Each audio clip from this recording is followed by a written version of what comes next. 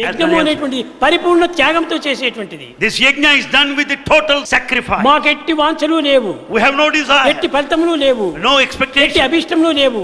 nothing whatsoever. కేవలం లోక కళ్యాణం కోసమే, It is for the welfare of the humanity. సర్వుల యొక్క ఆనంద క్షేమం కోసమని, Everybody should be సర్వులు happy. పరిపూర్ణ హృదయులు కావాలని, Everybody should be total.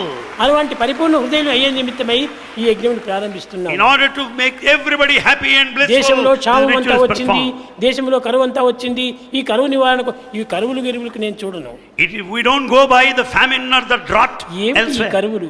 What is ఇవన్నీ this? వస్తుంటాయి పోతుంటాయి. They come and go. ఇలాంటి అల్పమైనటువంటి భావాలకు నేను ఏమాత్రమూ ప్రయత్నించను. Bhagavan doesn't give any kind of scope for such narrow ఏది things. చేసినా శాశ్వతమైనటువంటిదిగా చేయాలి. Anything that is done by Bhagavan has got ఏదైనా everlasting effect. సత్యమైనటువంటిదిగా చేయాలి. It should have a permanent effect. పవిత్రమైనటువంటిదిగా ఉండాలి. It should be sacred. ప్రాప్తిని కలిగించేటువంటిదిగా ఉండాలి. And it should make you deserve.